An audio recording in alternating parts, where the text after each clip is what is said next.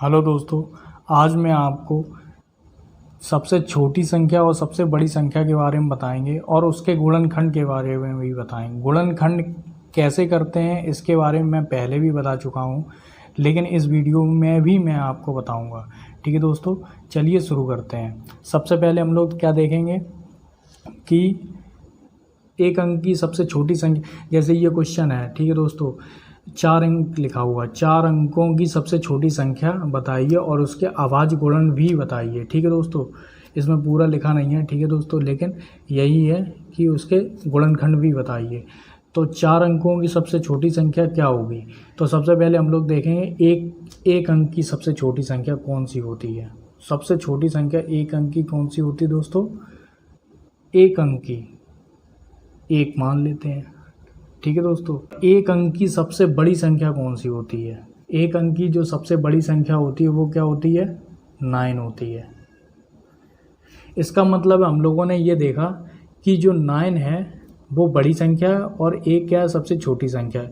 जो 9 है दोस्तों, उस 9 में हम लोग क्या करेंगे, हम लोग ये समझेंगे कि जो बड़ी संख्या है वो क्या है? 9 यानी कि छोटी संख्या के बाद आती है। ठीक है दोस्तों, बड़ी संख्या क्या है? छोटी संख्या के बाद आती है। पहले छोटी आएगी, जाहिर सी बात है। ठीक है दोस्तों, जैसे 1 आया, फिर बड़ी संख्या 2 हो गई, फिर उससे बड़ी हो गई 3 हो गई। तो ऐसे ही जो बड़ी संख्या होगी वो 1 के बाद, ठीक है दोस्तों, छोटी संख्या के बाद आएगी। ठीक है, अब इसमें क्या है? 2 अंक की देख लेते हैं। ये 1 अंक की है। ठीक है दोस्तों, ये क्या? 1 अंक की है। 2 अंक की देख लेते हैं। 2 अंकों की बड़ी संख्या कौन सी होगी? छोटी संख्या कौन सी होगी? ये होगी 10। ठीक है दोस्तों, 2 अंकों की सबसे छोटी संख्या कौन सी होगी? 10 होगी। ठीक है दोस्तों, बड़ी संख्या 2 अंकों की कौन सी होगी? 99 होगी। 3 अंकों की देख लेते हैं। 3 अंकों की दोस्तों 100 होती है। 1 2 3 अंक, ठीक है, 100 होती है। और सबसे बड़ी संख्या कौन सी होती है 3 अंकों की? 999। ठीक है दोस्तों, 4 अंकों की सबसे छोटी संख्या कौन सी होती है दोस्तों? 1 1 2 3 4, 3 हो गए। ठीक है दोस्तों, यानी कि 1 2 3 4। अब ये 4 अंकों की छोटी संख्या हो गई। ये 4 अंकों की सबसे बड़ी संख्या कौन सी होती है दोस्तों? ये हो गई 9 9 9 और 9।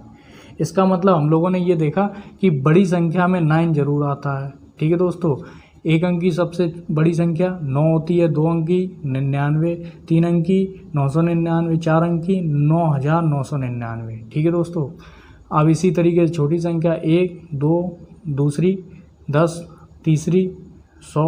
ठीक है दोस्तों, इसमें क्या 1 के बाद 0 आता है। 1 के बाद 1 होगा और 2 0 बढ़ा देंगे। ठीक है दोस्तों, तो 3 अंक की हो जाएगी।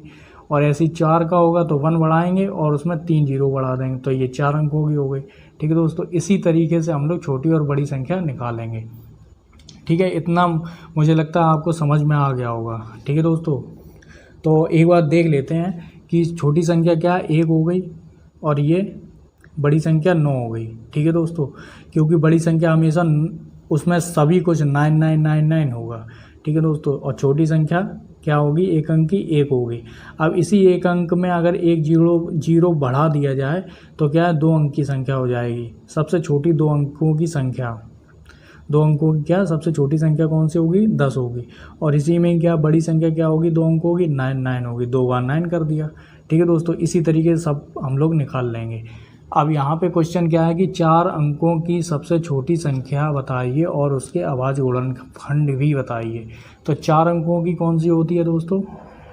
1000।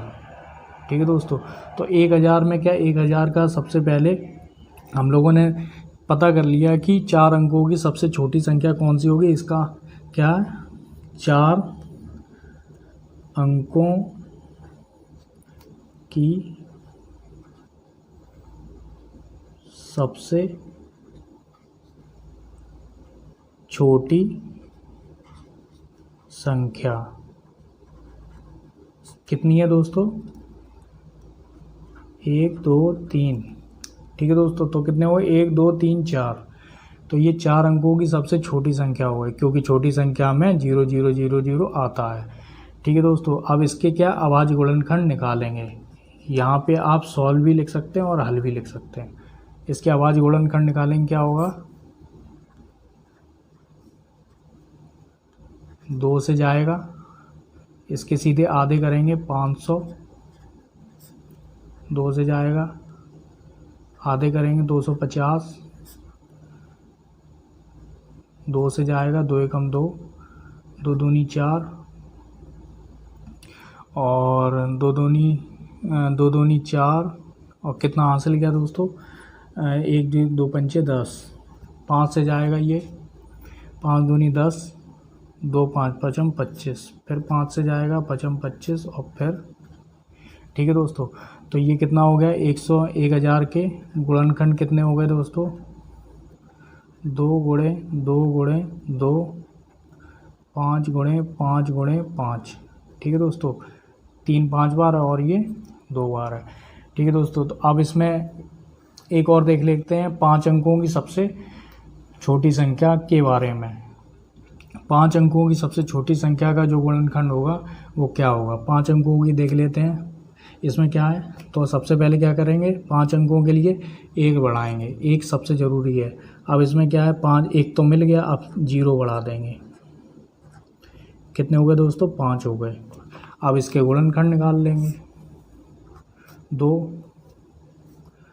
2 दूनी 4, 2 पंचे 10, 1 2 3। ठीक है दोस्तों, 2 दूनी 4, ठीक है, 2 पंचे 10, 2 एकम 2, 2 दूनी 4, 2 पंचे 10, 2 छिंगे 12, 2 दूनी 4, 2 पंचे 10। अब 5 से जाएगा दोस्तों, ये 5 से जाएगा, 5 एकम 5, 5 एकम 5, 1 2 5 दूनी 10, 2 5 25। अब ये वही वाला आ गया, ये वाला 25, 5 फिर ये आएगा 25, 5 25, 5 एकम 5 करके कितने हो गए, 10,000 के गुणनखंड कितने हो जाएंगे, 1 2 3 4,